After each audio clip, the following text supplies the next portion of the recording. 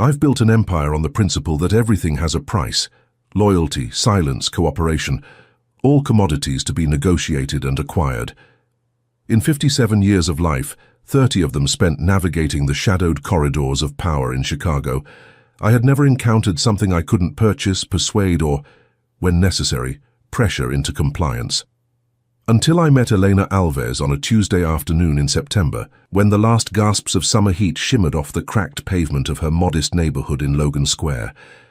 I remember every detail of that first encounter, with the clarity of a photograph burned into film.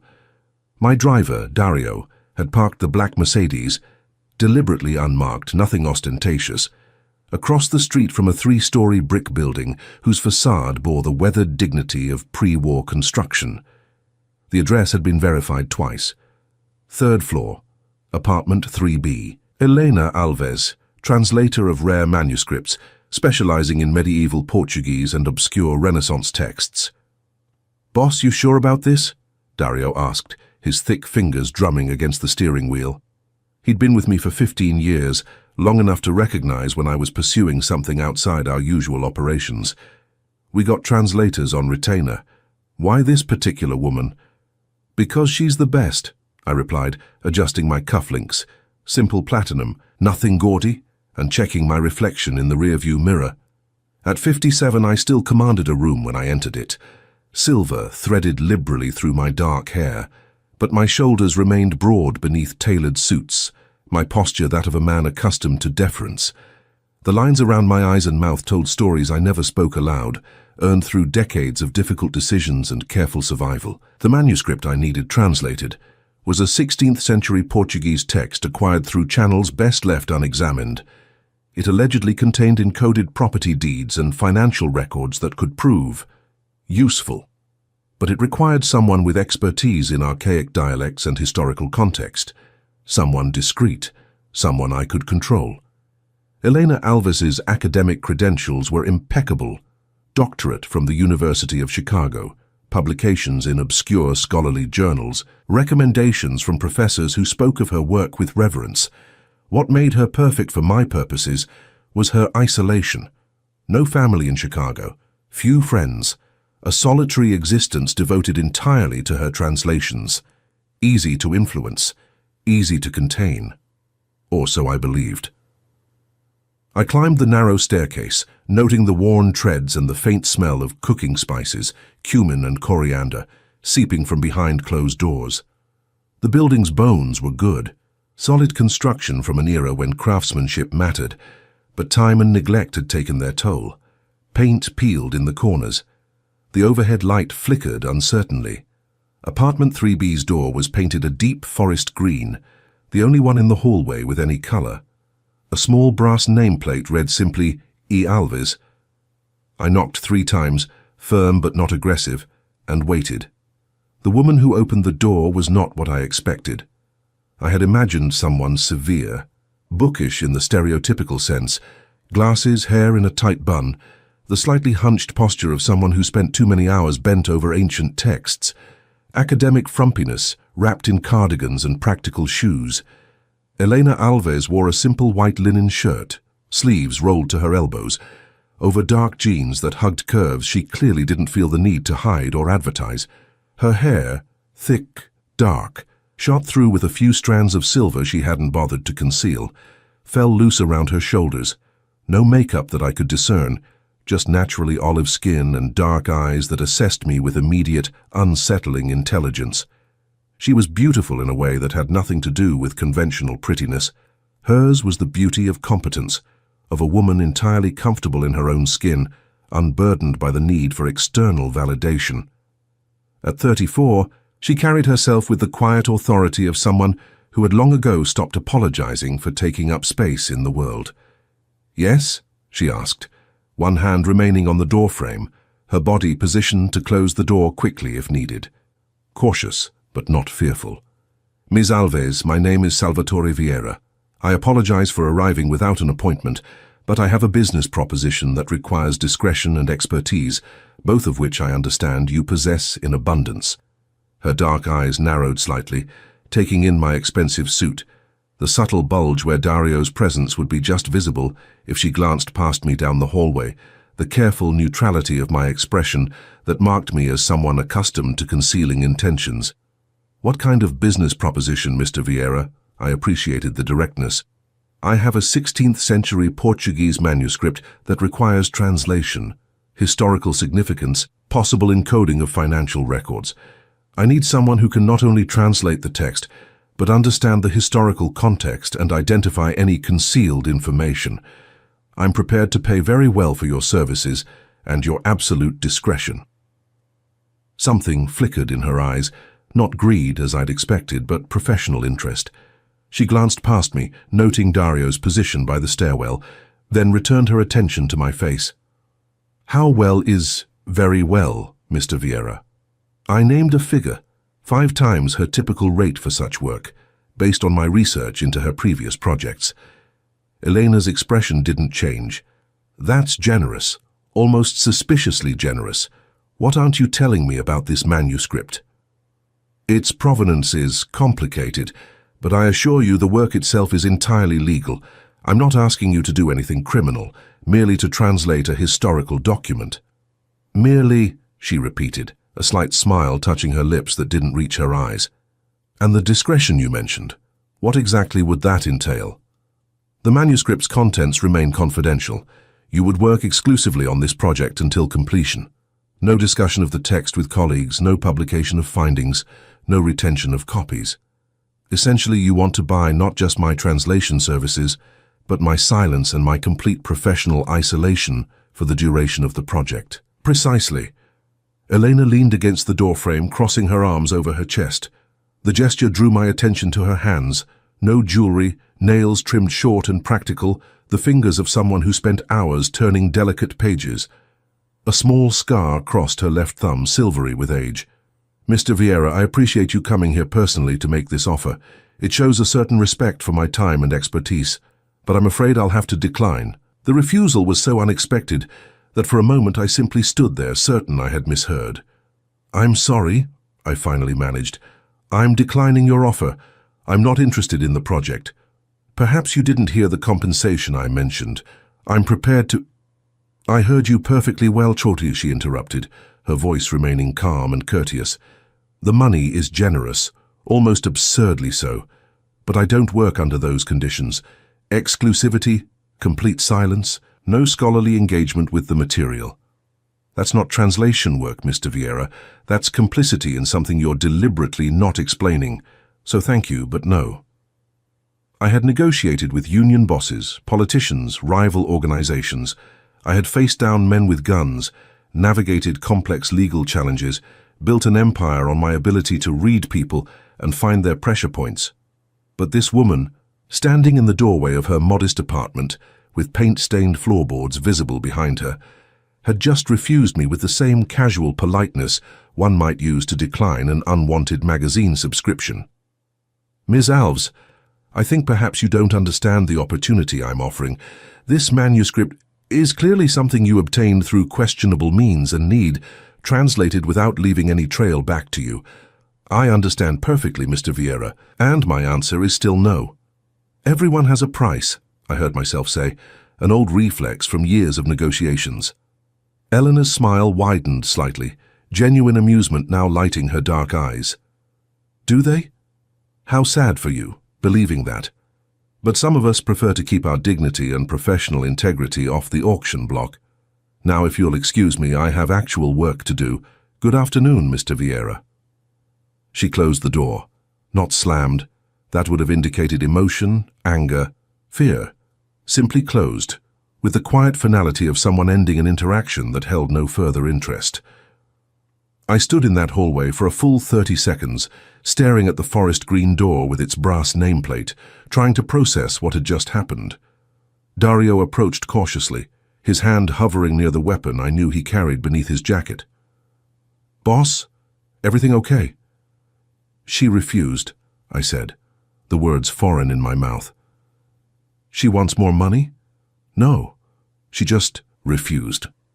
I walked back down those stairs, climbed into the Mercedes and sat in silence as Dario drove us back toward my office in the Loop. The city scrolled past outside the tinted windows, the familiar landscape of my domain, every block containing businesses that paid tribute, officials who answered my calls, systems I had spent 3 decades learning to manipulate. And somewhere behind us, in a third-floor walk-up apartment, a woman who translated medieval manuscripts for modest fees had just dismissed me without a second thought. "Want me to look into alternatives?" Dario asked as we merged onto the Kennedy Expressway. "Other translators?" "No," I heard myself say. "Not yet." Because something had happened in that brief interaction, something I couldn't quite name.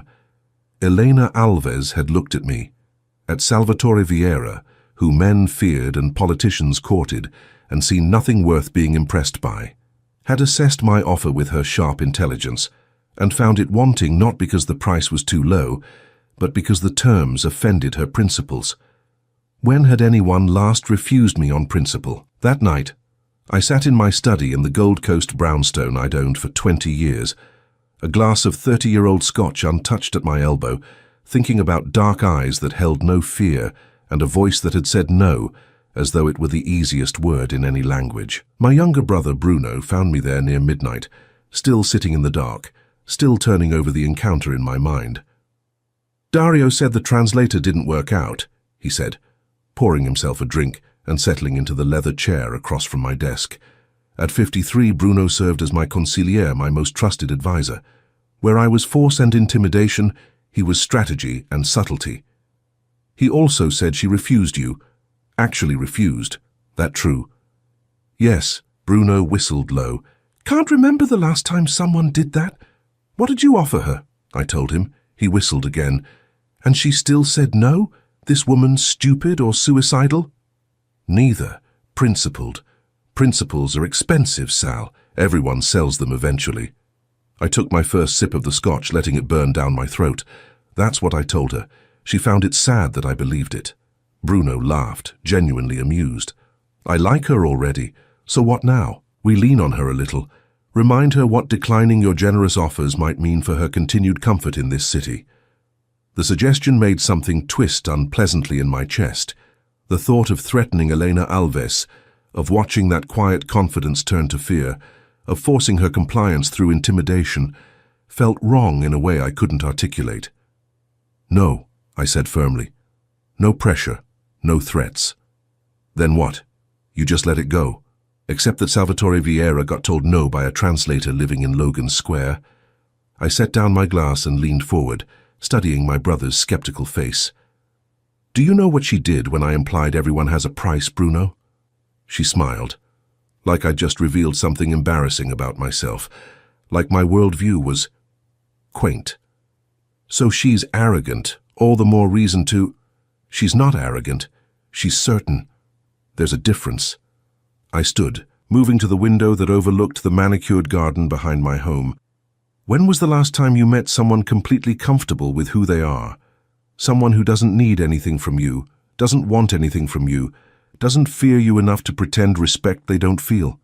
"Never, I guess. That's kind of the point of the life we've built." "Exactly." I turned to face him.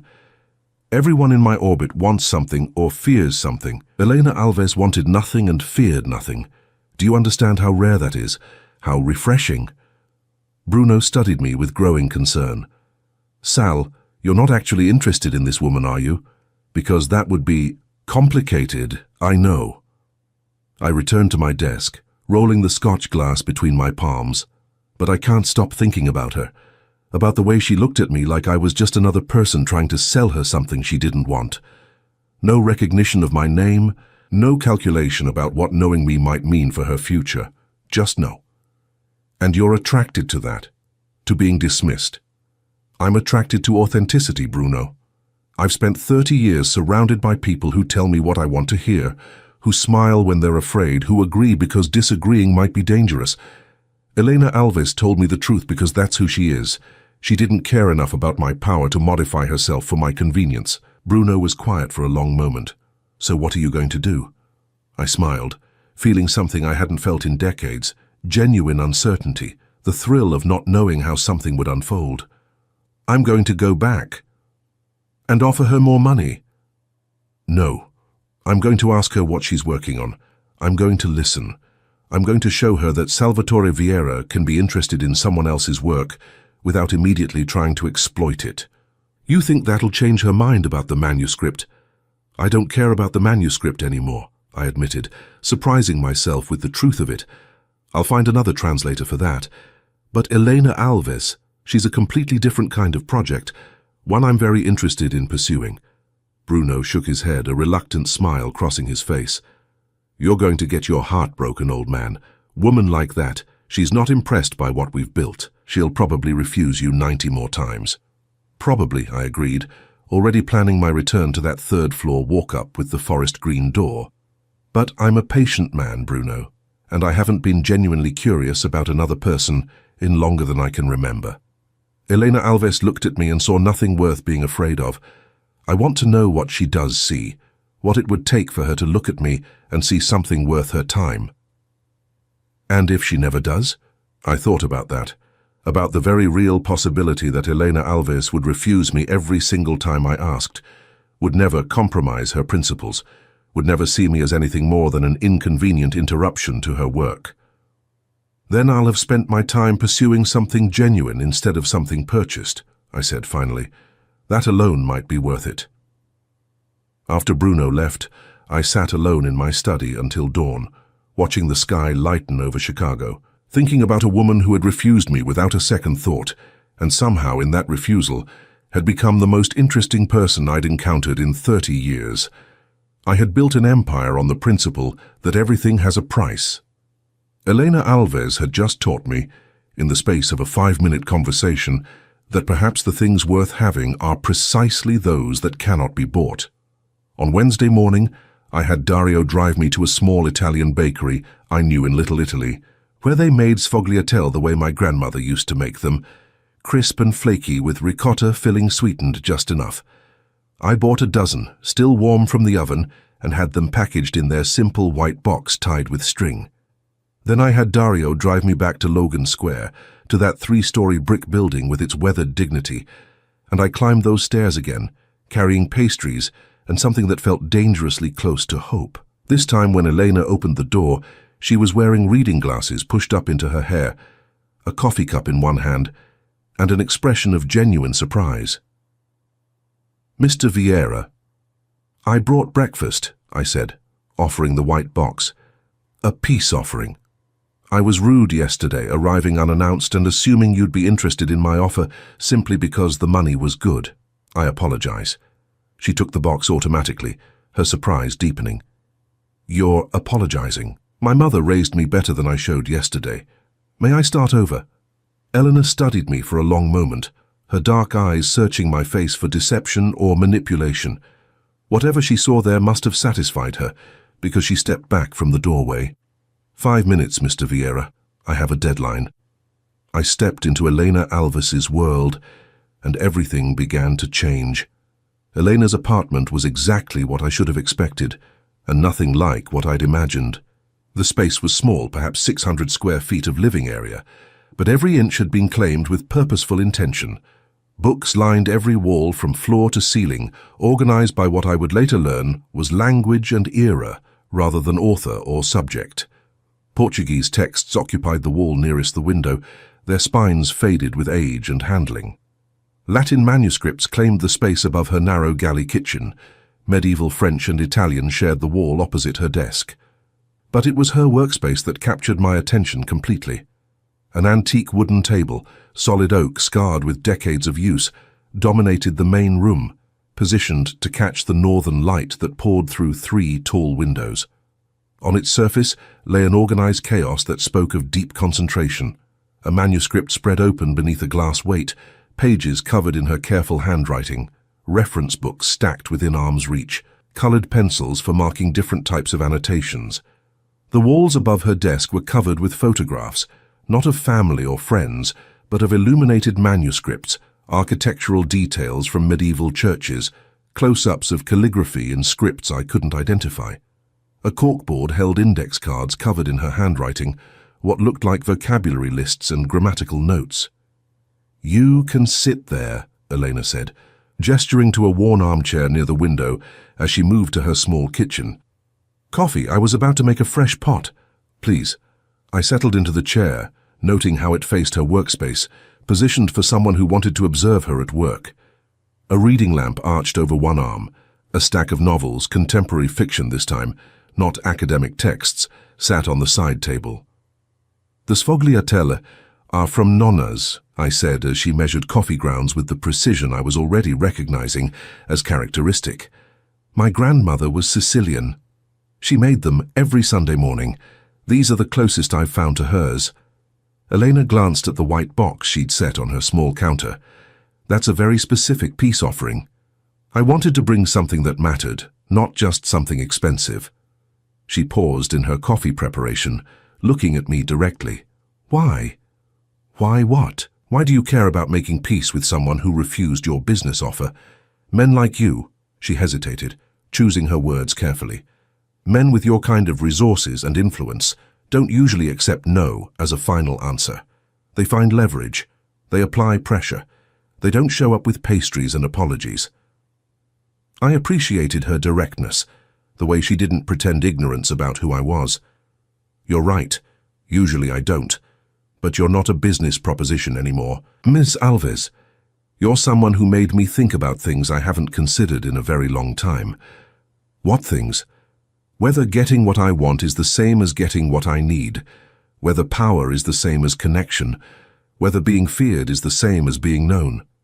Elena finished preparing the coffee, bringing two mismatched mugs, one clearly a souvenir from some academic conference, the other plain white ceramic, and settling into a chair across from me.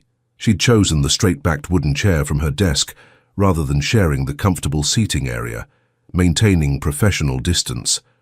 "Those are unusually philosophical thoughts for someone in your line of work," she observed. "What do you think my line of work is?" "I think you acquire things, property, influence, cooperation, through means that exist in the grey areas between legal and illegal. I think people do what you ask because refusing carries consequences. I think you're accustomed to operating in a world where leverage and fear are more valuable currencies than trust or genuine connection. That's remarkably accurate for someone who claims to know nothing about me." "I didn't claim ignorance, Mr. Vieira. I claimed lack of interest in participating in your world. There's a difference." She sipped her coffee, watching me over the rim of her mug. "Why are you really here?" "Because you said no, and that's so unusual it warranted a second visit. It's so unusual it made me curious about the kind of person who could say it, the kind of person who looked at a substantial sum of money and saw only the strings attached, who valued her integrity more than financial security." Elena smiled slightly, a genuine expression that softened her features. "Financial security is a myth, Mr. Vieira. I learned that young. My parents died when I was 19. Car accident, sudden and stupid and wasteful. They'd spent their lives being secure, good jobs, retirement savings, health insurance, all of it meaningless in the face of a drunk driver running a red light. I learned then that the only thing you really own is who you are when no one's watching. Everything else can be taken away in an instant. I'm sorry about your parents. It was 15 years ago. I've made peace with it." She set down her mug. "But it taught me to make choices based on who I want to be, not what I want to have. Your offer yesterday. Taking it would have required me to be someone I'm not, someone willing to compromise her principles for money. So I said no. It was actually very simple." "Nothing about you is simple, Miss Alves." "Elena, if you're going to keep showing up at my door with baked goods, we might as well use first names. Salvatore. Most people call me Sal. I think I'll stick with Salvatore," she said, a hint of amusement in her voice. "It suits you better. More formal, more old world." We drank our coffee in companionable silence. I found myself noticing details I'd missed in my first visit, the way sunlight caught dust motes floating above her workspace, the faint smell of old paper and ink that permeated the apartment, the classical music playing so softly I hadn't initially registered it. "What are you working on?" I asked, nodding toward her desk. Helena's face lit up with genuine enthusiasm. A 15th century Portuguese maritime log, a ship captain's personal journal from a voyage to West Africa. The Portuguese is archaic, full of nautical terminology that doesn't translate cleanly into modern language, and his handwriting is atrocious. But it's fascinating. You can see him grappling with the moral implications of the slave trade, trying to reconcile his Catholic faith with what he was being ordered to do. Ordered by whom? Portuguese nobility financing the expedition. They wanted gold and slaves. He wanted to map coastlines and document indigenous cultures. The tension is visible in every entry. She gestured to her notes. He never explicitly condemns the trade. That would have been too dangerous. But he finds ways to honor the humanity of the people he encounters, describes their family structures, their languages, their spiritual practices. It's subtle rebellion. You admire him. I admire his courage to document truth even when truth was dangerous, to maintain his integrity within a system designed to crush it. She met my eyes.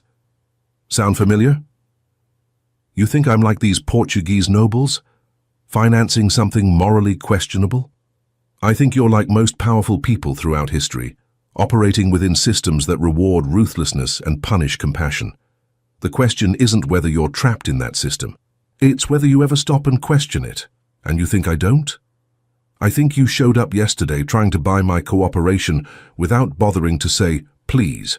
That suggests a man who's forgotten what it means to ask, rather than demand. The criticism should have angered me. Instead, I found myself smiling. You're right. I did forget. So let me try again. Elena, would you please tell me more about this ship captain and his impossible position? She studied me for a moment, clearly weighing whether my interest was genuine or manipulative. Whatever she decided must have been in my favor, because she stood and gestured for me to follow her to her desk. For the next hour, Elena walked me through her translation process, explaining how she cross-referenced nautical terminology, how she identified emotional subtext in formal language, how she built historical context around bare facts. She spoke with her hands when she was excited, gesturing to illustrate points, her whole body engaged in the act of explanation. I found myself genuinely fascinated, not by the manuscript itself, though it was interesting, but by watching Elena work, by seeing the precision of her mind and the passion she brought to honoring these centuries-old words.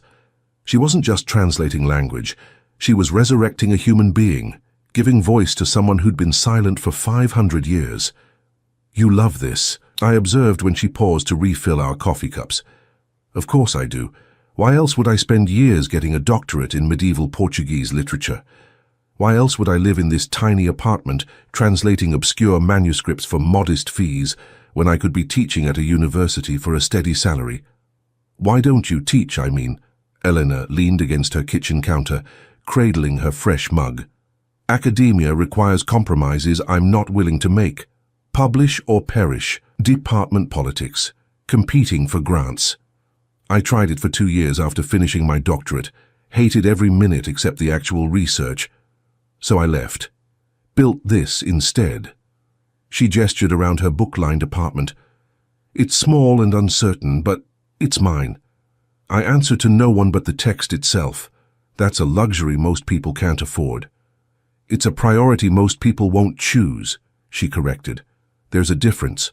I live simply, keep my expenses minimal, take freelance work that interests me, and decline what doesn't. I have enough. That's more than most people can say. I thought about my Gold Coast brownstone, the expensive suits, the Mercedes waiting downstairs with Dario inside, all the markers of success I'd accumulated over 3 decades. Elena had just described it all as excess rather than achievement. You think I'm wasteful, I said. I think you've confused having things with being someone. Most people do. It's not a moral failing, Salvatore, it's just sad. You pity me. A little, she admitted. You came here yesterday trying to buy my cooperation because that's the only method of connection you remember. You came today with pastries because someone along the way taught you that gifts can be manipulative too. But you haven't yet figured out how to just be. How to be present with another person without an agenda. And if my agenda is simply to know you better, then you're still operating transactionally. I'll invest time and attention now so you'll give me something later. That's not connection, Salvatore. That's investment strategy. She was right, of course. Everything I did was calculated, measured against potential returns. Even this conversation, even my genuine fascination with her work, part of me was still thinking about what it might yield. How does one stop being transactional? I asked, genuinely curious. Eleanor smiled. You start by staying present in moments that serve no purpose, by having conversations that lead nowhere, by spending time with someone simply because you enjoy their company, not because you're working toward any particular outcome. Is that what this is? A purposeless conversation? It's starting to be. You asked about my work. I told you. You seemed genuinely interested. That's not transaction. That's just two people talking about something one of them finds fascinating. No agenda, no goal, just exchange. I looked at my watch, an old Rolex my father had given me, simple and elegant, and was startled to discover that 90 minutes had passed. I'd told Dario I'd be 15 minutes, 20 at most. I should go, I said, standing. I'm sure you need to get back to your captain's moral crisis. Probably. Deadlines wait for no one. Elena walked me to the door.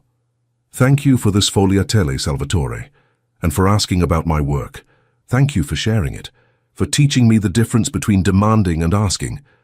I was halfway down the stairs when her voice stopped me. Salvatore?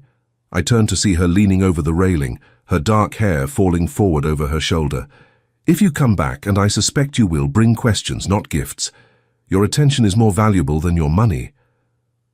I drove back to my office with those words echoing in my mind, with the taste of good coffee and better conversation still on my tongue, with the unfamiliar sensation of having spent time doing absolutely nothing productive and feeling somehow enriched by it. Bruno found me that afternoon staring out my office window, neglecting the stack of documents that required my attention. How'd it go? He asked. She said my attention is more valuable than my money. Huh. That's either very wise or completely crazy. Both, I think. I turned from the window to face him. I'm going back Friday, same time. Why Friday? Because that gives me 5 days to think of good questions, to learn how to be present without agenda, to practice being someone worth her time. Bruno shook his head, but he was smiling. You've got it bad, old man. I've got it differently, am I corrected? For the first time in 30 years, I'm pursuing something I can't calculate or control. It's terrifying. And I can't wait to see what happens next. That Friday, I returned to Elena's apartment at 7 in the evening, when I knew the light would be fading and she'd be finishing her day's work. I brought nothing but myself and a question I'd spent all week considering. She answered the door in soft clothes, cotton pants and an oversized sweater, her hair damp from a recent shower, reading glasses still perched on her nose. Salvatore, right on time. You were expecting me? You're a man of patterns. I suspected you'd choose Friday evening. End of the work week, symbolic fresh start. Come in. Her apartment smelled of jasmine tea and the slightly musty scent of old books. She'd been working. Her desk showed evidence of intense concentration, papers spread in organized chaos. I have a question, I said as she poured us both tea from a ceramic pot. Just one. You had 5 days. One important one.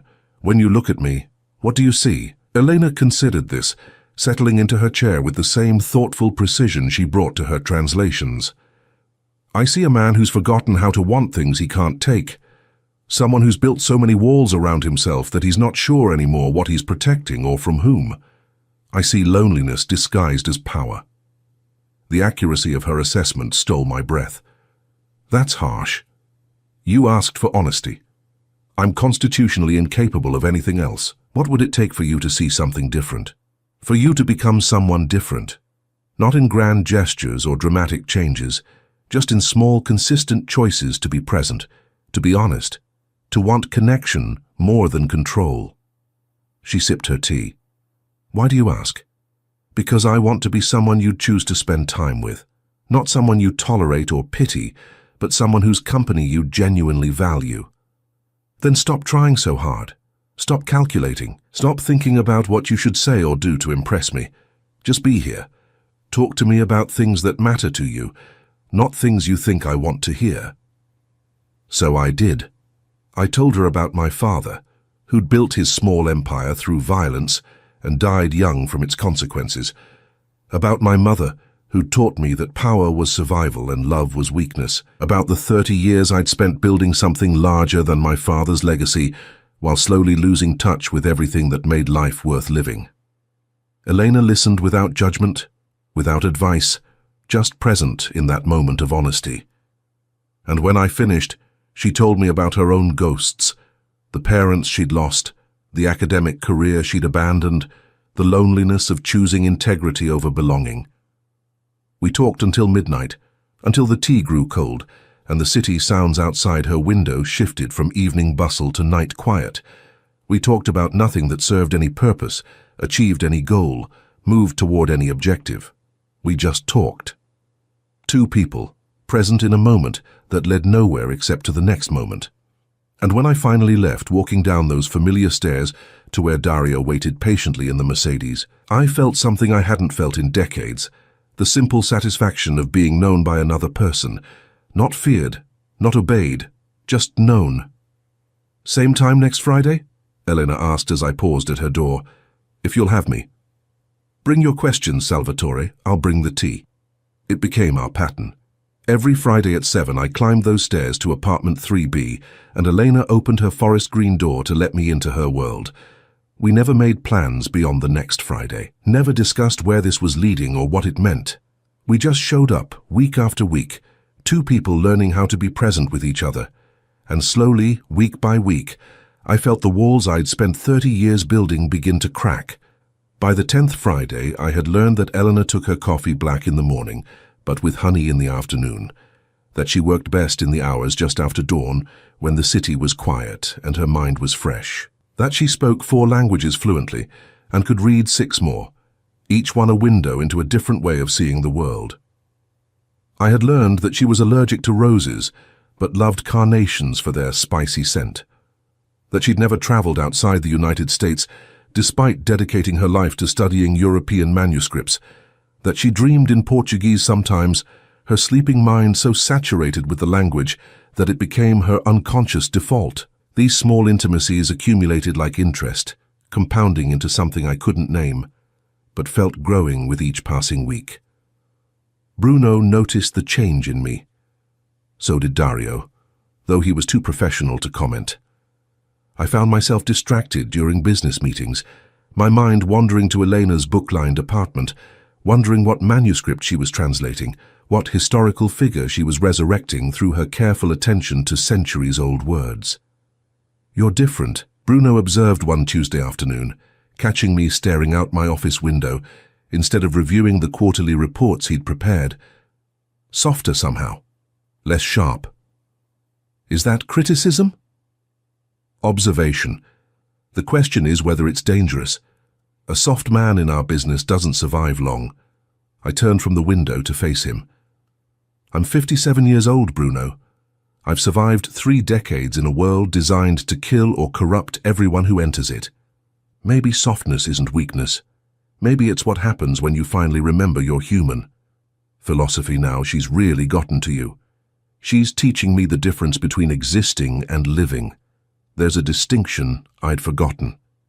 Bruno studied me with concern. "You seeing her? Romantically, I mean?" "I'm seeing her every Friday.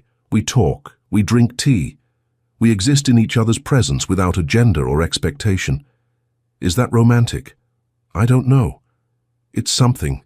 Though, something I haven't felt since, maybe ever.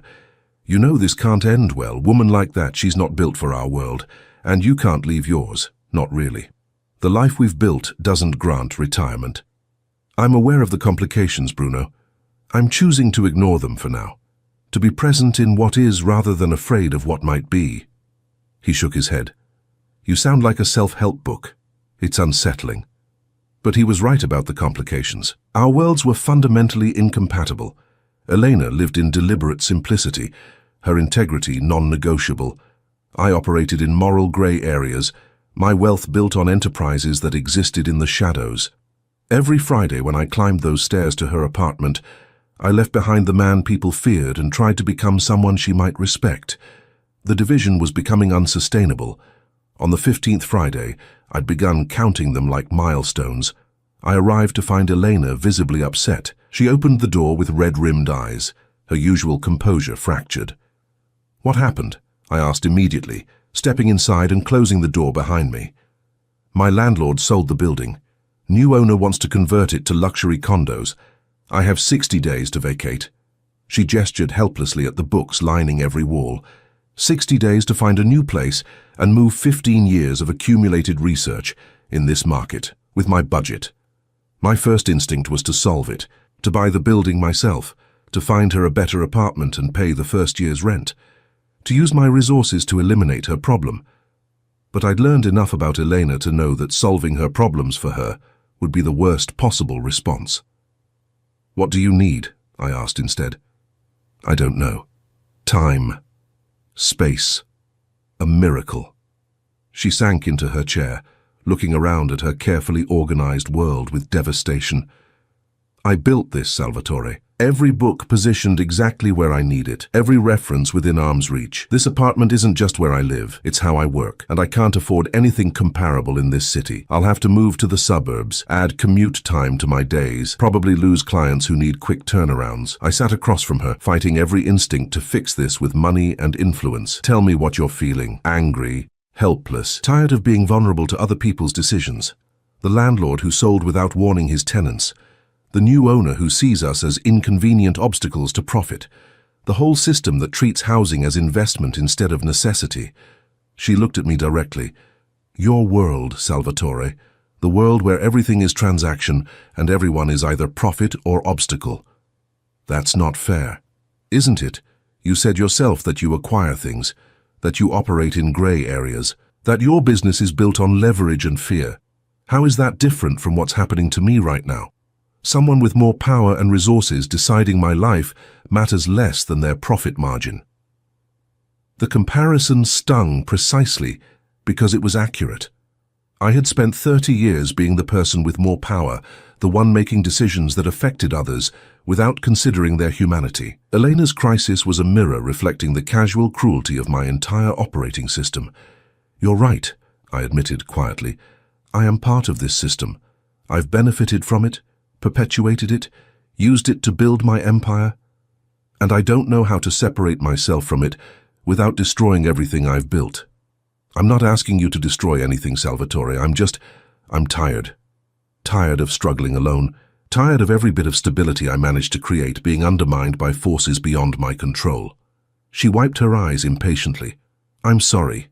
You came here for our usual Friday conversation, and I'm dumping my problems on you." That's what this is, though, isn't it? Not just philosophical discussions, but actual life, actual struggles. You've shared your world with me for 15 weeks. Let me be present in the difficult parts, too. Elena smiled slightly through her distress. The student becomes the teacher. What would help right now? Not what can I fix for you, but what would help you feel less alone in this? She considered the question seriously. Help me make a plan. Not solve it for me, but think through options with me. Be another brain working on the problem instead of trying to make the problem disappear.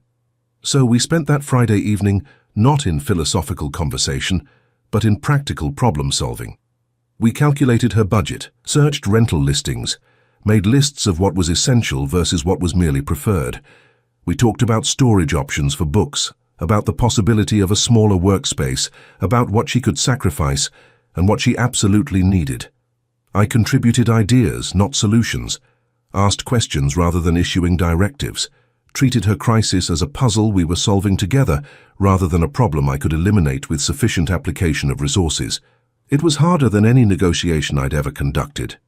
Every instinct screamed to simply buy her security, to remove the obstacle of money from her path. But Elena needed agency more than she needed rescue. She needed to find her own way, with support, but not substitution. At midnight, we'd developed a plan. Not a perfect plan, but a workable one. Eleanor would look for a smaller apartment further north, sacrifice some convenience for affordability. She'd invest in better organizational systems to maximize limited space. She'd build the same careful world she'd built here, just smaller, just different. "Thank you," she said, as I prepared to leave. Not for solving it, but for sitting with me while I solved it. For treating me like someone capable of handling her own life instead of someone who needed rescuing. That's what you've been teaching me, isn't it? How to be present without agenda. How to offer support without control. You're learning. She walked me to the door, then hesitated. Salvatore, can I ask you something personal? Always. Why do you keep coming here? Really? We're from completely different worlds. I have nothing to offer you. No access to power, no useful connections, no way to advance your interests. So why spend every Friday evening in this tiny apartment with a woman who translates dead languages? I looked at her, really looked at her, standing in her doorway with books rising behind her like ramparts, her dark eyes searching mine for honest answer. Because you're the only person in my life who sees me without fear. The only conversation I have all week that isn't tainted by calculation or motive. When I'm here, I'm not Salvatore Vieira who men fear and politicians court. I'm just a man, flawed and uncertain and trying to remember what it means to be human. You give me that gift every Friday. How could I not keep coming back? Something shifted in Elena's expression, a softening, a recognition. You're not what I expected either. What did you expect? A predator, someone who would eventually show his true nature, who would try to leverage our growing friendship into something transactional. But you haven't. 15 weeks. And you've never asked me for anything except my time. Never pressured me to reconsider the manuscript translation. Never tried to make this into something you could use. You've just shown up, week after week. Is that significant? It's unprecedented in my experience. Men usually want something from me. My expertise, my attention, my body, my validation. You seem content to simply exist in my space, to be known without being possessed. Maybe I'm learning that being known is enough. That connection doesn't require possession. Eleanor smiled, a genuine expression that transformed her face. Then you're learning the most important lesson I have to teach, being present without grasping, wanting without taking, loving without owning. The word hung between us, loving, neither of us quite ready to examine what it might mean. Same time next Friday, I asked. Same time. And Salvatore? Thank you for seeing me clearly enough to know that solving my problems would be the worst way to help me. I carried those words with me down the stairs, into the Mercedes where Dario waited patiently, back to my Gold Coast brownstone with its expensive emptiness. That night I lay awake thinking about the difference between rescue and support, between solving and witnessing, between using my power to eliminate problems and using my presence to honor someone's agency in facing them. Elena was teaching me a completely different kind of strength, not the strength of dominance but the strength of restraint, not the power to control but the power to serve. It was the hardest education I'd ever undertaken. The next Friday, number 16, I arrived with a question I'd been afraid to ask. Elena let me in, poured tea, settled into our familiar pattern of presence and conversation. But I could feel the question pressing against my throat, demanding voice. What would you do if you didn't have to worry about money? I finally asked. If resources were unlimited, how would you structure your life? Eleanor considered this, her dark eyes distant with imagining. I'd travel, see the places I've only experienced through manuscripts, walk the streets of medieval Lisbon, touch the stones of Portuguese fortresses in West Africa, stand in the libraries where these texts were originally housed. I'd photograph architectural details, study regional variations in calligraphy, understand the physical context of the words I translate. What else? I'd teach, not in traditional academia with its politics and compromises, but informally. I'd mentor young translators, share what I've learned about honoring historical voices. I'd create space for people who love this work to learn it properly. She smiled. And I'd have a cat. I've always wanted a cat, but my landlord doesn't allow pets. That's all? Travel, teaching, and a cat? What else is there? A bigger apartment would be nice, I suppose. Better lighting for my workspace. But fundamentally, my life is already what I want it to be. I just want more security in maintaining it, more freedom to expand it. I don't need luxury, Salvatore. I need stability. The simplicity of her desires made my chest ache. In her position, most people would have wanted wealth, status, the markers of success I'd spent 30 years accumulating. Elena wanted security to be herself, freedom to share what she knew, and a cat. If I could give you those things, you can't, she interrupted gently, because accepting them from you would change our dynamic, would make me someone who takes from you instead of someone who exists alongside you, would introduce obligation where now there's only choice. Do you understand the difference? I did, though it frustrated me. I had the resources to give Elena everything she wanted, the travel, the teaching space, the security, the cat. But giving them would transform our Friday evenings from genuine connection to transactional relationship, would make her someone indebted to me rather than someone who chose my company freely. How do people who care about each other navigate this? I asked. The practical reality that resources are unequal, that one person has the capacity to make the other's life easier? How do you offer help without creating obligation? Carefully, respectfully, with constant attention to agency and choice. Elena set down her tea. But Salvatore, we're not at that place yet. We're still learning each other, still figuring out what this is. Introducing material support now would corrupt something that's still very fragile. What is this? I asked. The question I'd been avoiding for 16 weeks finally spoken aloud. What are we doing here every Friday? Eleanor was quiet for a long moment, her fingers tracing the rim of her mug. I think we're learning how to want each other without consuming each other, how to be present without possessing, how to care without controlling. She met my eyes. I think you're teaching me that powerful men can choose gentleness, and I'm teaching you that some things worth having can't be taken. And if I want more than Friday evenings, more than philosophical conversations and careful distance, then you'll need to be patient, because trust like what you're asking for takes time to build, especially when the power imbalance between us is so significant. She paused. And because I'm not sure yet whether you want me or simply want something you can't have. The first time someone told you no and you've been fascinated by it ever since. But fascination isn't the same as love, Salvatore. It's just another form of appetite. Her words hit like physical blows. You think I'm here because you refused me? That this is just extended pursuit of something denied? I think it's part of your motivation. Maybe not all of it, but part. And until you can separate genuine care from the compulsion to possess, we need to maintain careful boundaries. I wanted to argue, to defend myself, to prove that my feelings were more than acquisitive appetite, but Elena's clear-eyed assessment stopped me.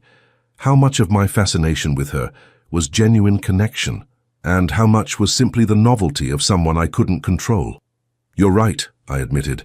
I don't know how to want someone without trying to possess them. It's the only model of relationship I've ever known. But I'm trying to learn something different, trying to become someone capable of caring without controlling. That's why I keep coming back, Elena, not to wear down your resistance, but to learn from your example how to be better than I've been. Then keep coming back, she said softly. Keep showing up without demands. Keep being present without agenda. Keep choosing restraint when every instinct screams for control. That's the work, Salvatore. That's how you become someone I could trust with more than Friday evenings. I left that night with more questions than answers, but also with a clear understanding of what was required. Elena wasn't playing hard to get. She was setting boundaries that honored both of us, protecting something fragile and important from the corrupting influence of power and possession. If I wanted more, and I was beginning to admit that I desperately wanted more, I would have to earn it through consistent demonstration that I could care without controlling, want without taking, love without owning.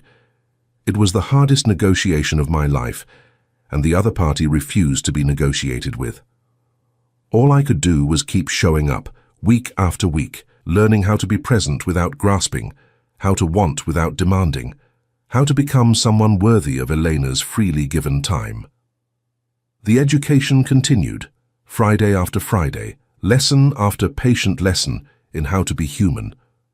Winter settled over Chicago with the particular brutality the city is known for. Wind that cut through the thickest coat, snow that turned immediately to grey slush, cold that made even the short walk from car to building an act of endurance. I had Dario bring me to Elena's apartment every Friday regardless of weather, had him wait in the running car for hours while I climbed those familiar stairs. By the 30th Friday, our pattern had become essential to my week. Everything else, the business meetings, the negotiations, the careful maintenance of my empire, felt like filler between the moments when I could sit in Elena's book-lined apartment and simply be. I had learned more about her in those 30 weeks than I'd learned about anyone in my entire adult life. The way she chewed her lower lip when concentrating on a particularly difficult translation, the soft sound she made when discovering an elegant turn of phrase in medieval Portuguese, the careful ritual of her tea preparation, the precise temperature and steeping time she swore made all the difference. I had also learned the boundaries of her tolerance. She would share her intellectual life freely, her work, her thoughts on manuscripts, her fascination with historical figures whose voices she resurrected. But her emotional life she guarded carefully. Personal questions were answered with thoughtful brevity. Questions about past relationships deflected with gentle humor. Any inquiry that suggested I was trying to know her in order to possess her met with immediate withdrawal. "You're protecting yourself." I observed one particularly cold February evening after she'd neatly sidestepped my question about her longest relationship. "Of course I am. Wouldn't you in my position?" "What position is that?" Elena set down her tea, meeting my eyes directly. "A woman of modest means spending every Friday evening with one of the most powerful men in Chicago. A man accustomed to getting what he wants through whatever means necessary. A man who originally approached me with a transactional offer that I refused, but who hasn't stopped pursuing contact despite that refusal." She paused. "From the outside, Salvatore, this looks like the long game. Patient predator wearing down careful prey." The assessment stung because I could see how it might appear that way. "And from the inside, what does it look like to you?" "More complicated. I believe your interest is genuine. I believe you're sincere in wanting to learn a different way of relating. But sincerity doesn't eliminate power imbalance. Genuine interest doesn't erase the fact that you could destroy my life with a phone call if I truly angered you. I would never—" "You say that now when I'm being agreeable, when I'm giving you what you want, my time, my attention, my conversation. But what happens when I refuse you something you really want? What happens when gentle pursuit stops working and your patience runs out? Will you still be this careful, respectful man? Or will you become the person you've been for 30 years, someone who takes what he wants, regardless of consent?" I stood and moved to her window, looking out at the snow-covered street below, at the Mercedes idling at the curb with Dario inside. "How do I prove to you that I won't? That I've changed, or am changing?" "You don't prove it with words, Salvatore. You prove it by staying present when things are difficult, by maintaining your restraint even when you're frustrated, by respecting my boundaries even when they inconvenience you." She joined me at the window. "And by accepting that some things can't be proven, only demonstrated through years of consistent behavior." Years? Did you think 30 weeks of Friday evenings would undo 30 years of operating a certain way? Did you think wanting to change was the same as having changed? I thought I was making progress. "You are," she said, her voice softening. "Real, significant progress. You show up every week without demands. You listen instead of directing. You ask instead of assuming. That's extraordinary growth, Salvatore, but it's still early, still fragile, still untested in ways that matter. How do I get tested? What would it take for you to trust that this is real?" Elena was quiet for a long moment, her breath fogging the cold window glass. "Time, consistency, and probably some kind of crisis that forces you to choose between what you want and what I need." I had no way of knowing that the crisis would arrive the very next week. Tuesday afternoon, Bruno entered my office with an expression I'd learned to recognize over decades, controlled concern masking significant problem. He closed the door before speaking, always a bad sign. "We've got a situation with the DeMarco family. They're pushing into territory we've controlled for 15 years. Aggressive moves, deliberate provocation. They're trying to force a response. I leaned back in my chair, immediately shifting into the mode I'd perfected over 3 decades. What kind of response are they expecting? Violence. They want us to escalate so they have justification for all-out war. They think we've gone soft, that you've lost your edge. Bruno's eyes narrowed. They're not entirely wrong. You've been distracted, unfocused. People have noticed. My business hasn't suffered. Not yet. But perception is reality in our world. If people think you've gone soft, they'll test you. And if you don't respond with appropriate force. He didn't need to finish. We both knew what happened to weak leaders in our world. What are my options? Limited. We can't let this stand. DeMarco is using a woman as his front, claims she runs a legitimate import business, but she's laundering money and moving product, operating out of a warehouse in Logan Square. My attention sharpened. Logan Square? Yeah, why? What's the address? Bruno consulted his notes. 2847 North Kedzie. Why does that matter? My stomach dropped. That was 3 blocks from Elena's apartment. 3 blocks from the neighborhood I'd been visiting every Friday for 30 weeks. Is there any indication DeMarco knows about my personal interests in that area? Understanding dawned in Bruno's eyes. You think he's targeting your translator, using her as leverage? I think it's a suspicious coincidence that he's operating in the exact neighborhood where I spend every Friday evening. A neighborhood I've never had business interests in before. Shit. Bruno sat down heavily. So what do? We can't ignore DeMarco's provocation. But if we respond with force in that neighborhood, your translator gets caught in the crossfire. At minimum, she'll know what you really are, what we really do. I stared at the papers on my desk without seeing them, mind racing through options and consequences. Every choice I made would reveal something to Elena. Responding with violence would prove her fears about me justified, that beneath the careful courtesy, I was still the predator she suspected. But failing to respond would show weakness my organization couldn't afford, would invite more aggression, would potentially endanger her more by suggesting she was leverage that worked. There's a third option, I said slowly. We respond, but not with violence. We outmaneuver instead of outmuscle, make DeMarco's operation unprofitable without any direct confrontation. How? His front woman is running a supposedly legitimate import business, so we make it actually legitimate. Flood the market with legal alternatives, undercut her prices, make her illegal side business unnecessary for her customers. Meanwhile, we quietly inform the relevant authorities about code violations, tax irregularities, all the bureaucratic obstacles that legitimate businesses have to navigate. We strangle the operation with red tape and competition instead of bullets. Bruno stared at me. That'll take months, cost us significant money. And it's not the strong response that re-establishes our reputation. No, it's a smarter response, one that achieves the same goal without collateral damage, without putting innocent people at risk. I met his eyes. Without forcing me to be the person I'm trying not to be anymore. This is about her, the translator. This is about the kind of man I want to be, Bruno, the kind of operation I want to run. We've spent 30 years using fear and violence because it was efficient. Maybe it's time to discover if there's another way. And if DeMarco interprets this as weakness, if others follow his lead, then we deal with that when it comes. But I'm not sacrificing who I'm trying to become to maintain a reputation built on who I used to be. Bruno stood, shaking his head. You've changed, Sal. I'm not sure yet if it's for better or worse, but you've definitely changed. After he left, I sat alone in my office, understanding that I'd just made the choice Elena had predicted.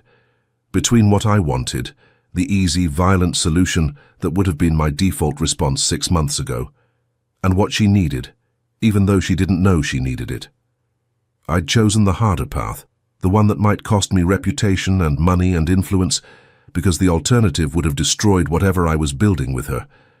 The test had come sooner than expected, and I'd passed, though at a cost I wouldn't fully understand for weeks. That Friday, I arrived at Elena's door with snow in my hair, and the weight of my decision still heavy on my shoulders. She took one look at my face and knew something was wrong. What happened? I wanted to tell her. wanted to share the burden of the choice I'd made, the gamble I was taking with my organization's future, because I refused to let violence touch her neighborhood. But telling her would mean explaining my world in detail she'd deliberately avoided knowing. "Business complications," I said instead. "Nothing for you to worry about." Eleanor studied me with those dark, knowing eyes. "You're lying, or at least not telling me the whole truth. Some truths would burden you with knowledge you've carefully chosen not to have.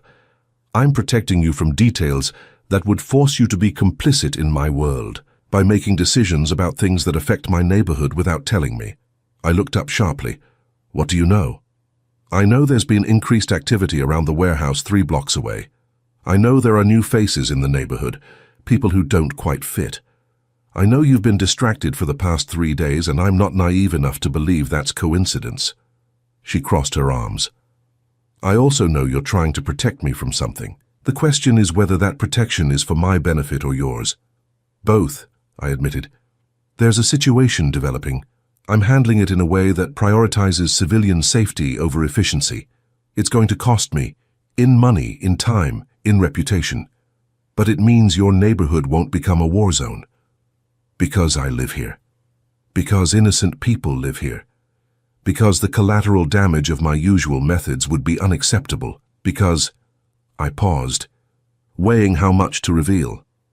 "Because I'm trying to be someone who solves problems without creating casualties. Someone who deserves the trust you're carefully not giving me yet." Elena was quiet for a long moment. "What would you have done 6 months ago, before our Friday evenings?" I would have responded with overwhelming force. Quick, brutal, effective. The situation would have been resolved in a week with no ambiguity about my willingness to protect my interests. And now I'm trying something smarter but slower, less violent but more expensive. It might work, it might fail spectacularly and encourage more challenges to my authority. But at least I'll be able to look at you without seeing the violence I used to maintain my power reflected in your eyes. Something shifted in Elena's expression. She moved closer, studying my face with an intensity that made me feel exposed. "You're choosing the harder path because of me, because of what I might think of you." "I'm choosing it because of who I want to become. You're just showing me who that is." She reached out then, for the first time in 30 weeks of Friday evenings, and touched my face. Her palm against my cheek, warm, despite the winter cold that clung to both of us. "Thank you. For choosing carefully. For protecting people you don't even know, because violence would make you someone you don't want to be." I covered her hand with mine, holding it against my face. "This is the test you mentioned, the crisis that forces me to choose between what I want and what you need. And you chose well, Salvatore. You chose to be the man you're trying to become instead of the man you've been. That matters more than you know." We stood that way for a long moment, her hand against my face, my hand covering hers, something fundamental shifting between us. Not possession, not consumption, just connection, freely offered and carefully received. "I should tell you," Elena said softly, "that choosing the harder path because it's right, that's more attractive than any amount of power or money could ever be. You're learning, Salvatore. Slowly, imperfectly, but genuinely learning." I turned my head slightly, pressing a kiss into her palm before releasing her. "And you're still keeping your careful distance, still protecting yourself from complete trust." "For now," she agreed, "but a little less distance than before, a little more trust earned. It wasn't everything I wanted, but it was progress. Real progress, built on actual choices rather than pretty words." We spent that evening not in our usual conversation, but in comfortable silence, Eleanor working on a translation, while I sat in my accustomed chair reading a novel she'd recommended. The domesticity of it, being present in each other's space without needing to fill every moment with words, felt more intimate than any conversation we'd ever had. At midnight, when I prepared to leave, Eleanor walked me to the door as always. But this time, she didn't simply say goodnight. She stood on her toes and kissed my cheek, a brief press of lips against skin that sent warmth flooding through my chest. "Same time next Friday?" she asked. "Same time," I confirmed, my hand coming to rest briefly at her waist. "Always." The DeMarco situation took 3 months to fully resolve, exactly as Bruno had predicted. It cost us significant money and some reputation among those who valued quick, violent responses. But it also demonstrated that my organization could achieve goals through intelligence and strategy rather than fear and force. More importantly, it kept Elena's neighborhood safe, kept her world untouched by the darker aspects of mine, kept me from being the person she'd feared I would become when tested. Through those 3 months, I showed up every Friday at 7, and every Friday Elena's trust grew incrementally. She shared more of her emotional life, asked more personal questions, allowed more physical closeness. Her hand in mine during conversation, my arm around her shoulders when she was tired, small intimacies that suggested walls lowering brick by careful brick. "You passed," she said one Friday in May, when Chicago had finally remembered that seasons other than winter existed. "The test I mentioned, you passed." What was the passing grade? Consistent demonstration that you'll choose carefully even when it costs you, that you'll protect people who can't protect themselves even when violence would be easier, that you're capable of growth and change. She smiled. "You've been showing me that for months now, Salvatore. At some point, I need to start believing the evidence." "And do you? Believe it?" "I'm getting there. Slowly, carefully, but genuinely getting there." It wasn't a declaration of love. It wasn't even a promise of future intimacy, but it was acknowledgement that the work I'd been doing, the person I'd been trying to become, was visible to her, was real enough to earn incremental trust. For now, that was enough. By the 50th Friday, I had memorized the rhythm of Elena's breathing when she slept. She'd fallen asleep on her sofa one evening in late June, exhausted from a particularly demanding translation project, and rather than wake her, I'd simply sat in my accustomed chair and watched her chest rise and fall with the steady cadence of deep rest. Dario had texted twice asking if I was ready to leave. I'd ignored both messages, unwilling to disturb the trust implicit in Elena's unconscious vulnerability, that she felt safe enough in my presence to surrender to sleep, to be unguarded and defenseless while I kept watch. When she woke near midnight, blinking in confusion at the late hour, I was still there, reading by the small lamp, present but not intrusive, waiting without demand. "You stayed," she said, her voice rough with sleep. "I stayed. You were exhausted. I wasn't going to wake you just to observe social convention." She sat up, pushing her dark hair back from her face. "You could have left, locked the door behind you." "I could have, but I wanted to be here when you woke. Wanted you to know that I can be trusted with your vulnerability."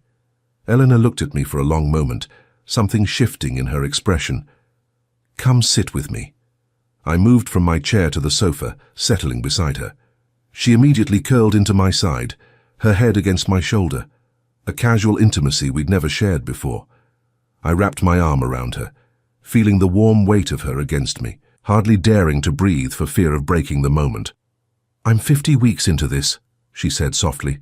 50 Friday evenings of you showing up without demands, being present without pressure, learning how to want without taking. Do you know how extraordinary that is? It's what you required, what you deserved. It's more than that. Most men would have given up after 5 weeks, decided I was too difficult, too demanding, not worth the investment of time and patience. But you've been here every single Friday, even when you were dealing with the DeMarco situation, even when you were exhausted from managing your business, even when I gave you nothing more than conversation and careful distance.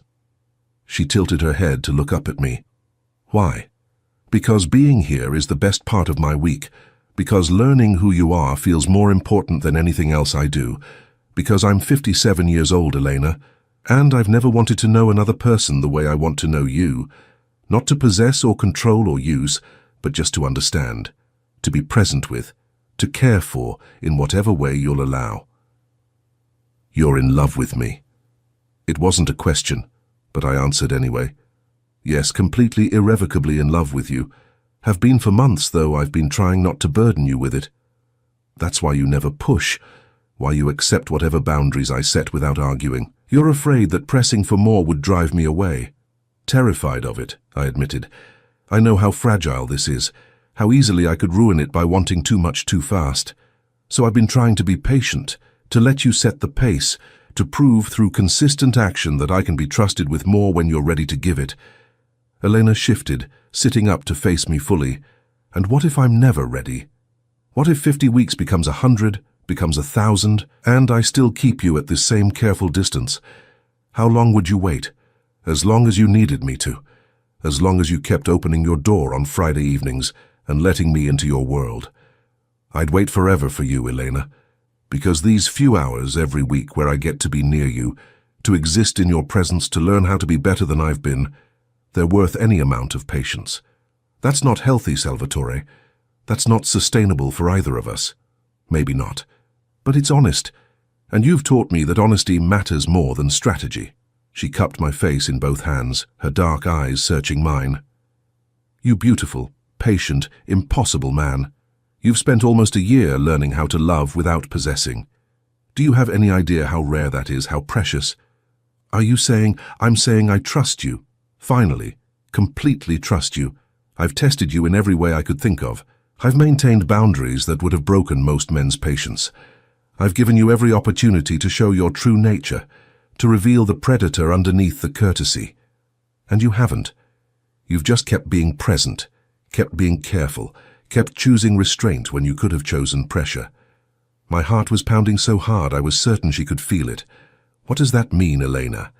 It means I'm ready for more, not everything, not all at once, but more. It means you've earned the right to closer proximity, to greater intimacy, to being someone I choose to build a life with instead of someone I carefully keep at Friday evening distance. I couldn't speak, could barely breathe. 50 weeks of patient waiting, of careful restraint, of learning how to want without taking, all of it culminating in this moment where Eleanor was offering what I'd been afraid to hope for.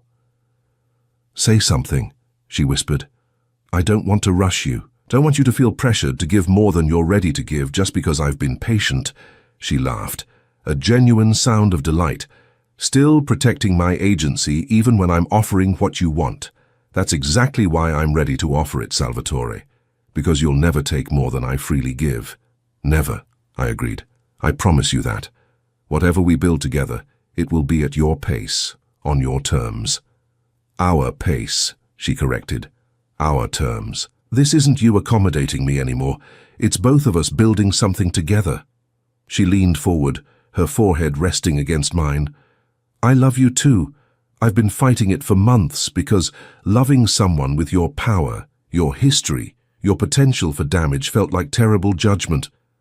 But you've proven that power can be wielded carefully, that history doesn't determine future, that potential for damage can be transformed into potential for protection. I closed my eyes, letting her words sink in.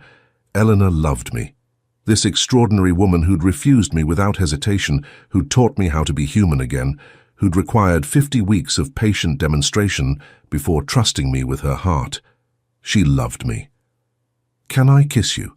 I asked, knowing that even now, especially now, I needed explicit consent. Yes, she breathed. Please, yes. I kissed her with 50 weeks of restrained desire behind it, with all the careful patience I'd learned, transformed into reverent attention. Her mouth opened beneath mine, her hands sliding into my hair, her body pressing close with an urgency that matched my own. But even in passion, I maintained awareness of consent, of boundaries, of her agency to stop at any point. When we finally broke apart, both breathing hard, Elena smiled against my lips. Take me to dinner. I pulled back slightly, confused by the non sequitur. What? Take me to dinner. Tomorrow night. An actual date instead of Friday evening conversations in my apartment. I want to see what it's like to be courted by Salvatore Vieira in the actual world instead of this careful bubble we've created. Are you sure? Going public with our connection means my world starts to touch yours more directly. People will know you're important to me. That could bring complications. I'm sure. I've spent 50 weeks keeping careful distance from your public life.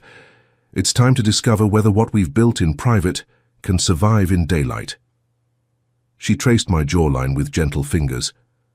Unless you'd prefer to keep me as your secret Friday evening companion, I would shout from every rooftop in Chicago that you've agreed to dinner with me. I just want to make sure you've considered the implications. I've considered everything, Salvatore. I've spent almost a year considering every possible angle and implication. Now I'm choosing to trust what we've built, to believe that you'll protect me from the worst aspects of your world while letting me be part of your actual life. She kissed me again briefly. Besides, you owe me 92 rejections worth of proper courtship. Time to start paying that debt. I laughed, joy flooding through me. 92? I counted. Every Friday you came here, every time I maintained boundaries that kept this from becoming romantic, every week you accepted my terms without argument. 92 times I essentially refused to be courted. Now I'm ready. So, court me properly, Salvatore Vieira.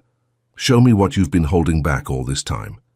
The next night I picked Elena up in the Mercedes, not to hide our connection but to show her the full reality of my life, including the security that was now permanent fixture. Dario opened the door for her with careful respect, having been thoroughly briefed on how valuable this woman was to me. Elena wore a simple black dress that somehow managed to be more elegant than the designer gowns I was accustomed to seeing at expensive restaurants. Her hair fell loose around her shoulders, and she'd applied minimal makeup that enhanced rather than concealed her natural beauty. "You're stunning," I said, as she settled into the leather seat beside me. "You're biased, but thank you." I took her to a small Italian restaurant in River North, family-owned, impeccable food, and nothing ostentatious about its elegance. The kind of place where quality mattered more than flash, where the pasta was handmade and the owner's grandmother's recipes were treated as sacred texts. The owner, Giuseppe, greeted me warmly but with clear curiosity about my companion. I'd never brought a woman here before, had always dined alone or with business associates. Elena's presence was noteworthy. "Giuseppe, this is Elena Alves. Elena, Giuseppe Moretti. His family has been making the best pasta in Chicago for 3 generations. 2 generations, Giuseppe corrected with a smile. My son refuses to learn, says he's going to be a lawyer instead." He shook Elena's hand warmly. "Any woman who can convince Salvatore to smile like that is welcome in my establishment. Your usual table?" He seated us in a quiet corner, brought wine I hadn't ordered but knew I'd want, left menus but suggested we let him choose our courses. It was the kind of service that came from decades of relationship, from being more than just customer and owner. "He likes you," Elena observed after Giuseppe retreated to the kitchen. "I helped his family once, when developers were trying to force them out of this location. Reminded certain people that this restaurant was untouchable." I smiled slightly.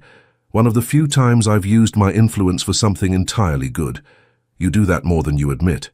The hospital wing you donated, the scholarship fund, the protection you extend to businesses in your territory that treat their workers fairly." I looked at her in surprise. "You researched me." "Of course I did. You researched me before our first meeting. Seemed only fair to understand who I was spending my Friday evenings with." She sipped her wine. "You're more complex than your reputation suggests, Salvatore. Capable of great violence, certainly, but also capable of great generosity. You exist in grey areas, morally speaking." "Does that bother you? It complicates you, makes you harder to categorize as simply good or simply bad. I've decided I prefer complicated truth to simple fiction." She reached across the table, taking my hand. "I'm not naive about who you are, about what you've done and continue to do, but I also see who you're trying to become. Both things can be true simultaneously. I don't deserve you, maybe not, but you've earned the chance to try. That's all anyone can ask for." We talked through multiple courses, the conversation flowing as easily as it did in her apartment, but with the added pleasure of being seen together in public, of not hiding our growing connection. I found myself relaxing into a version of public presence I'd never accessed before, not the feared business leader or the powerful crime boss, but simply a man having dinner with a woman he loved. Other diners noticed, of course. Salvatore Vieira dining intimately with an unknown woman was noteworthy enough that I saw phones being discreetly aimed our direction, saw whispered speculation at nearby tables. By tomorrow, word would have spread through my entire network that I had someone important in my life. The implications of that would be complicated, would make Elena a potential target for anyone wanting to hurt me, would require increased security measures, careful management of her exposure. But she'd chosen this, understanding the risks, trusting me to protect her while respecting her autonomy. After dinner, instead of having Dario drive us directly back to her apartment, I asked if she'd like to walk along the river. It was a warm summer night, the city's lakefront bustling with evening activity, and I wanted to extend our time together for as long as she'd allow. Elena agreed, and we walked hand in hand along the riverwalk, Dario and another security man maintaining discreet distance. It felt almost normal. Just two people enjoying the evening air, watching boats drift past on the dark water, stealing kisses when the mood struck. "This is what I wanted," Eleanor said, leaning against the railing to watch the city lights reflect in the river. "To know you in the actual world, not just in the careful space we created. To see whether the man who shows up on Friday evenings is the same man who exists in his regular life. And you're more guarded out here, more aware of watching eyes, more conscious of your reputation and image, but fundamentally the same." She turned to face me. "The man who listens when I talk, who asks before assuming, who treats me like someone valuable rather than something owned. He exists here too." "I'm trying to be that man always, not just for you." "I know. I can see it in how you treated Giuseppe, how you interact with Dario, how you move through the world with slightly less sharp edges than you used to. You're changing, Salvatore. Slowly, imperfectly, but genuinely changing."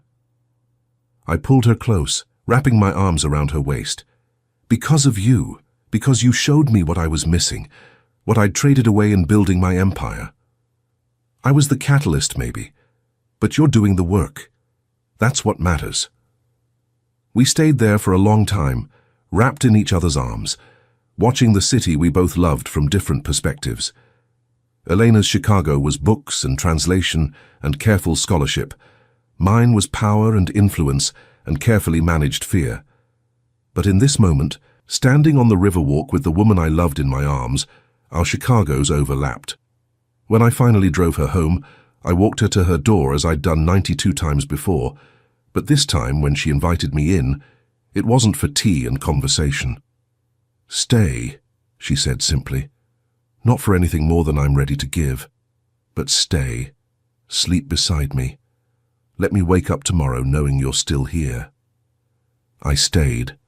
We lay in her narrow bed, fully clothed, wrapped in each other's arms. I listened to her breathing slow and deepen as she fell asleep against my chest, felt the trust implicit in her vulnerability, understood the gift she was giving me. Not her body, not yet, but her presence through the night, her willingness to be unguarded while I kept watch. I barely slept, unwilling to miss a moment of having her close, of breathing in the scent of her shampoo, of feeling her heartbeat steady against mine. This was what I'd been waiting for through 92 patient Fridays. Not possession or consumption, but simple presence, freely offered and carefully received. When dawn light filtered through her curtains, Elena stirred, blinking awake to find me watching her. "You're still here," she murmured. "I'll always be here when you want me. For as long as you want me." She smiled, sleepy and content. "Then I think you're going to be here a very long time, Salvatore Vieira." It was the most beautiful promise I'd ever received. The 93rd Friday arrived 2 years after the first. 2 years of patient waiting, of careful restraint, of learning how to love without possessing. 2 years of watching Elena's trust grow brick by brick until the walls between us had transformed from barriers into bridges. In those 2 years, our lives had intertwined in ways I'd never imagined possible. Elena had moved to a larger apartment, one she'd found and chosen herself, though I'd quietly ensured the building was secure and well-maintained through channels she didn't need to know about. Her books still lined every wall, her workspace still commanded the best light, but now there was space for me too. A comfortable chair that had become mine, a drawer in her dresser for the clothes I kept there, a second key that hung on my keyring alongside the ones that opened my various properties. I hadn't moved in, precisely, but I spent more nights in her bed than in my own, my body curled protectively around hers, our breathing synchronized in sleep. Dario had long since stopped questioning the hours I kept, had become accustomed to driving me to Logan Square more often than to my Gold Coast brownstone. My business had evolved too. The DeMarco situation had taught me that intelligence could be more effective than intimidation. That strategy could achieve what violence had accomplished, but at lower cost, both moral and practical. I still operated in grey areas, still wielded power that came from fear and influence, but I'd found ways to be more surgical, more careful, more mindful of collateral damage. Bruno attributed the changes to Elena's influence, and he wasn't wrong. Knowing her, loving her, being accountable to someone whose respect I desperately wanted to maintain, it had reformed my decision-making in fundamental ways.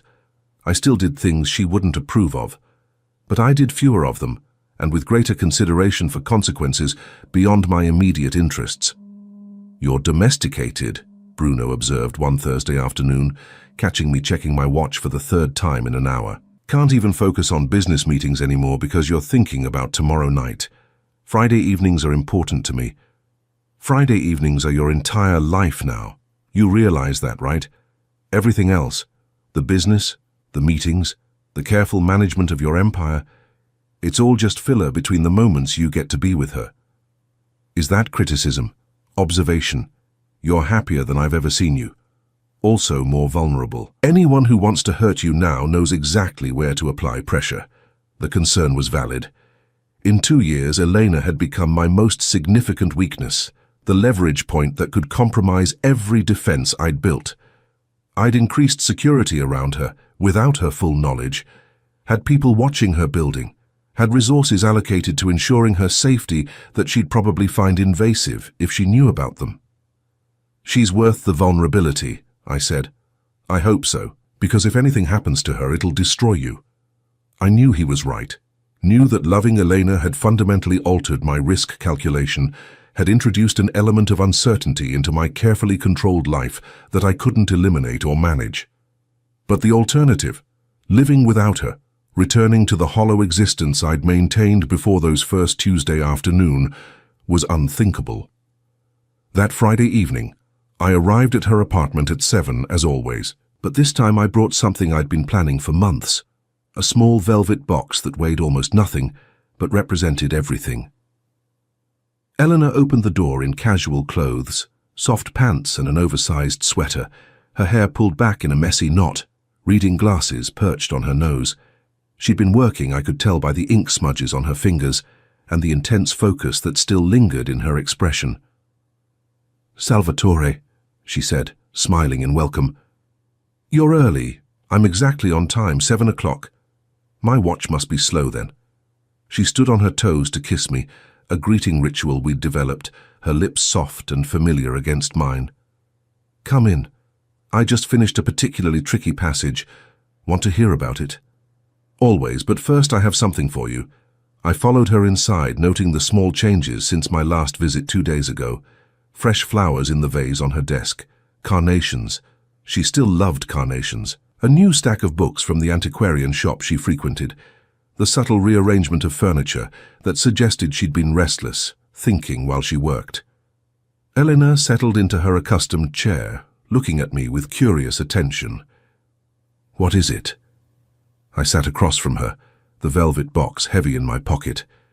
My heart was pounding with a nervousness I hadn't felt since adolescence, since before I'd learned to control my emotional responses through force of will. 2 years ago, I began, you opened your door to a man who was trying to buy your cooperation, who thought everything had a price and everyone could be purchased or pressured into compliance. You saw through that immediately, refused me without hesitation, taught me that some things, some people exist outside the transactional logic I'd spent my entire adult life mastering. Elena's expression softened. "You've told me this story before." "I know. But I need you to understand what it meant. What you've meant. Before you, I was powerful but empty, feared but not known. I'd built an empire at the cost of my humanity, and I didn't even realize what I'd lost until you showed me what life could be when someone sees you clearly and chooses you anyway. Salvatore, let me finish, please." I took a deep breath. You've spent 2 years teaching me how to love without possessing, how to want without taking, how to be present without agenda. You've required patience I didn't know I was capable of. You've set boundaries that forced me to become better than I've been. You've given me the gift of being known, truly known, by another person. I pulled the velvet box from my pocket, but didn't open it yet. Just held it, this small container of my hopes and fears. I know I'm not what anyone would choose for you. I'm too old, too morally compromised, too entangled in a world you've deliberately avoided. I know that loving me brings complications and dangers you never asked for. I know I can never be the simple, safe choice. You're not simple or safe, Elena agreed quietly. You're also brave and thoughtful and capable of extraordinary growth. You're a man who shows up every single week for 2 years because you promised you would, who chooses restraint when pressure would be easier, who protects people who can't protect themselves even when it costs you. You're complicated and difficult, and absolutely worth the complications. I opened the box.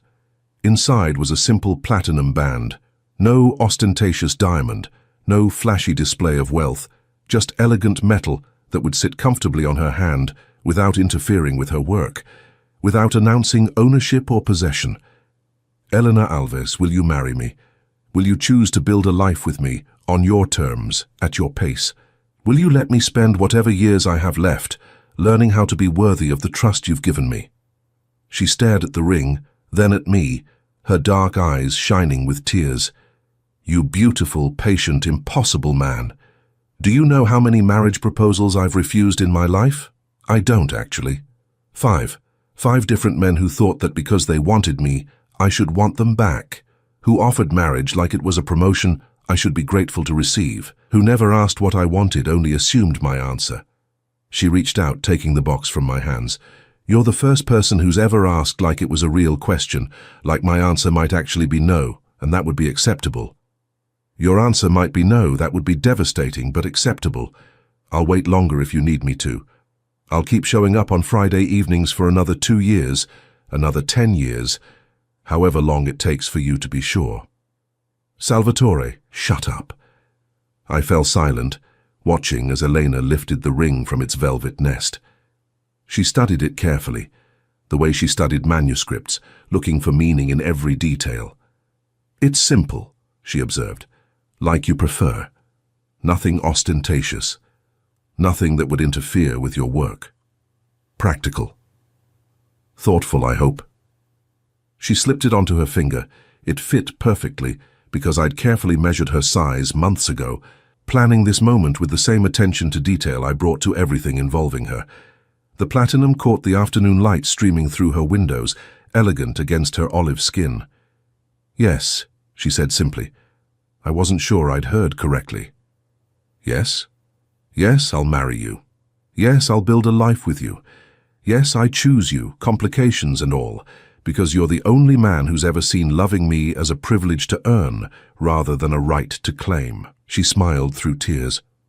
Also because you do the dishes without being asked, and you've read every book I've ever recommended, and you remember that I like honey in my afternoon tea.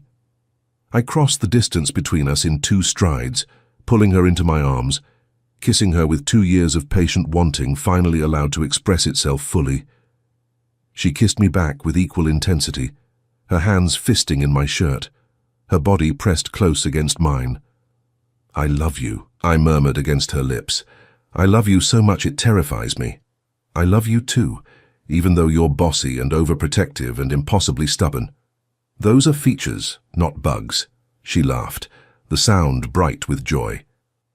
That's exactly what I'm agreeing to marry. A man who thinks his worst qualities are actually strengths. We sank onto her sofa together, Elena curled against my side, both of us staring at the ring on her finger, like it might disappear if we looked away. The late afternoon light slanted through her windows, illuminating dust motes and book spines and the woman I loved, all rendered golden and precious by the quality of the light. When did you know? Elena asked. When did you know you wanted to marry me? I considered the question carefully. There wasn't one moment, it was cumulative. Every Friday evening when you let me into your world, Every conversation that made me think differently about who I am and who I want to be. Every boundary you set that forced me to become better. Every small intimacy you allowed as your trust grew. All of it accumulating until one day I realized I wanted to spend the rest of my life showing up for you, learning from you, being someone worthy of your love. That's a long engagement period. Most people propose after a few months, not 2 years. Most people haven't spent 2 years learning that the best things can't be rushed. That trust builds slowly. That some questions need time before they can be honestly asked. Elena twisted to look up at me. What changed? Why ask now instead of waiting longer? Because I finally believe I deserve you, not because I've become perfect. I'm still morally complicated, still operating in gray areas, but because I've proven to myself that I can be the man you need me to be, that I can choose carefully when it matters, that I can love without consuming. I traced her jawline gently. I've spent 2 years being tested by life and by you, and I've passed enough tests to earn the right to ask. What if you fail future tests? What if you make mistakes? Then we'll work through them together, because that's what marriage is, not finding someone perfect, but finding someone whose imperfections you're willing to accept while they work on becoming better. You've already accepted mine. Now I get to spend our lives working on deserving that acceptance. She was quiet for a long moment, her fingers playing with the ring. My work will always be important to me. I won't give up my translations, my research, my identity, to become just someone's wife. I would never ask you to. Your work is part of who you are. I'm marrying all of you, not just the parts that are convenient for me. I'll need space sometimes, solitude, hours where I'm focused on manuscripts and not available for conversation or connection. I know. I've spent 2 years watching you work. I understand the depth of concentration your translations require. I won't move to your Gold Coast brownstone, won't play hostess to your business associates, won't become ornamental decoration for your public life. I wouldn't want you to. We can live wherever you're comfortable. We can keep our relationship as private as you need it to be. You say that now, but marriage changes things, introduces expectations from other people about how we should be, how we should present ourselves. I took her face in my hands, making sure she could see the sincerity in my eyes. Elena, I've spent 2 years learning that your terms are non-negotiable. That loving you means accepting every boundary you set. That has not changed and will not change because of a ring. We'll build our marriage exactly the way we've built our relationship. With you setting the pace, with me following your lead, with both of us choosing each other freely every single day. You're giving me all the power. I'm giving you all the respect you deserve. There's a difference. She kissed me then, deeply, thoroughly, with a passion that suggested our engagement had shifted something fundamental. When we broke apart, both breathing hard, she smiled against my lips. I should cook you dinner, celebrate properly. I should take you out, somewhere elegant and expensive where I can show off my fiancé. Or, she said, standing and tugging me toward her small kitchen, we could stay here, make something simple together, spend our first evening as an engaged couple the same way we've spent every Friday for 2 years, present with each other, agenda-free, just being. I followed her into the kitchen, watching as she pulled ingredients from her refrigerator with practiced efficiency. We'd cooked together before, had developed an easy rhythm of shared space and collaborative creation, but tonight it felt different, charged with new meaning. "What are we making?" I asked, tying on the apron she handed me, a ridiculous thing covered in Portuguese phrases that I'd learned to read during our time together. "Pasta, simple carbonara, the kind your grandmother would approve of." My grandmother would have loved you. Because I cook Italian food, because you refuse to compromise yourself for anyone. She was like that, fierce and unbreakable. My grandfather spent 60 years earning her respect every single day. Elena paused in her preparation, looking at me with sudden understanding. "Is that what this is? You following in your grandfather's tradition of patient courtship?" "Partly. Also blazing my own trail. My grandfather never had to unlearn violence and control. Never had to transform himself from predator to partner. That's my particular challenge. We cooked in comfortable silence, the easy collaboration of two people who'd learned each other's rhythms. Elena diced pancetta while I grated parmesan. I boiled water while she whisked eggs. We moved around each other in her tiny kitchen with practiced grace, our bodies knowing where the other would be, anticipating movements before they happened. "This is what I want," Elena said as we sat down to eat, simple pasta and salad. Wine I'd brought weeks ago and left in her cabinet. This simple domesticity, this easy partnership, not grand gestures or expensive displays, just us showing up for each other in ordinary moments. Then that's what our marriage will be, every day. We talked through dinner about practical matters, when to tell Bruno, how to manage the public announcement, whether to have a ceremony or simply file paperwork. Elena wanted small and private. I wanted whatever made her happy. We negotiated with the same careful respect that had characterized our entire relationship, each of us yielding to the other's priorities, neither of us demanding or controlling. After dinner, we washed dishes together, another ritual we'd developed, her washing while I dried. The normality of it, the domestic simplicity, felt more profound than any grand romantic gesture could have been. This was what I'd been waiting for through 93 patient Fridays, not fireworks or drama, but simple partnership, freely chosen and carefully maintained. "Come to bed," Elena said when the kitchen was clean, taking my hand and leading me toward her bedroom. "Not for anything you're not ready for, but because I want to fall asleep as your fiancé and wake up tomorrow still wearing this ring." We lay together in her bed, fully clothed, wrapped in each other's arms, exactly as we'd done hundreds of times before. But now, with the weight of commitment between us, the knowledge that this was no longer temporary or uncertain, but a conscious choice to build something permanent. "I never thought I'd do this," Elena murmured against my chest. "Never thought I'd meet someone worth compromising my solitude for. Worth the complications of commitment. Worth it? So worth it. Because you compromise too. You meet me where I am instead of demanding I come to where you are. That's the difference between possession and partnership." I kissed the top of her head, breathing in the familiar scent of her shampoo. 2 years ago, I would have said that 93 rejections, even spread over 2 years, would have broken my patience, would have proven the futility of pursuit. And now? Now I understand that those 93 times weren't rejections. They were invitations to grow, to become someone worthy of the 93rd Friday, when you finally opened the door all the way and invited me fully into your life. Elena lifted her head to look at me, her dark eyes soft in the dim light. "You know what the best part is? I'm not settling.